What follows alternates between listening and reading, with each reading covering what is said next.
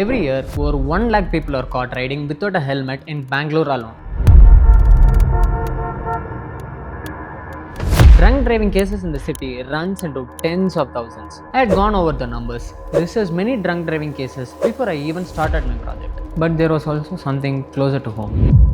5 years back, on the road near my school, my father was riding without helmet and got hit by a lorry.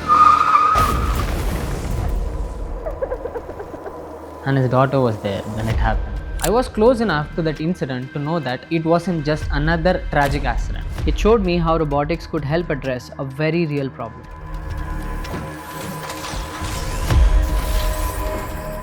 Hi, I'm Vineesh, first year student at Newton School of Technology, Bangalore, and I have built a smart helmet using applied robotics and chemistry to tackle the problem of drunk bike riding. Before I joined NST, I had actually built an electronic voting machine for my school.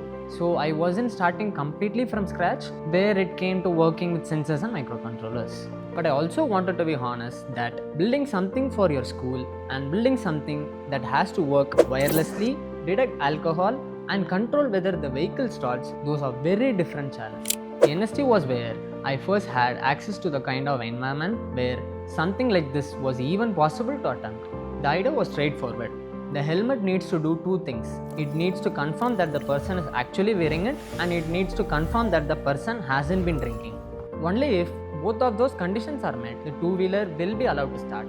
That's it. The logic isn't complicated. What was complicated was making it work in the real world on actual hardware. When I presented this idea to my robotics mentor, he said something that I even think about today. He said that even if you get 40% of what you're imagining, that's more than enough. That was the moment it stopped being an idea, and I knew that we had to make this work with my team.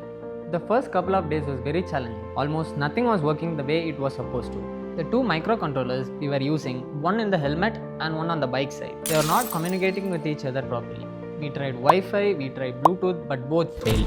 And on the other side, the alcohol sensor was basically detecting everything. Water, sweetener, it wasn't distinguishing anything at that point.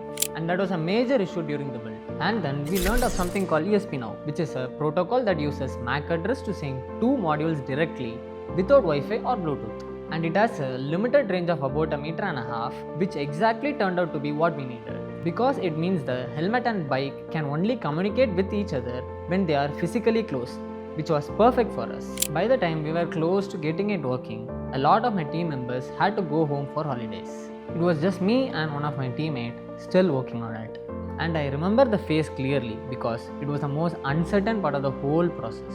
The sensor issue took patience more than anything else. The MQ3 sensor which we use detects ethanol, but the threshold for what counts as alcohol and what doesn't, that's something you have to calibrate yourself in the code. We kept racing it gradually, testing it, adjusting it, testing it again until it stopped reacting to everything and started reacting only to alcoholic beverages. When it finally worked, it was like a Eureka Moment for us. The sensor was reading correctly, the logic was finally right, and it was the best feeling ever. The prototype is built on a bicycle helmet as it's only at the beta stage right now. A proper motorcycle helmet would need smaller components, a different battery, some rethinking of internal layouts. But that was always going to be the next step. The first step was proving the core logic always works and the detection is reliable. This project doesn't necessarily define me as an engineer, and I know that. What it did was give me the confidence and honestly the hunger to go further. I didn't know what ESP-NOW was before I needed it. I didn't know how to calibrate a sensor before this project. I learned all of it because the problem required it. And I think that's the thing most people get wrong about building. They think you need to be ready before you start. But the readiness comes from the starting. Knowledge can be gained at any age, at any point. That is probably the biggest mindset shift I have had since I started my robotics journey at NST.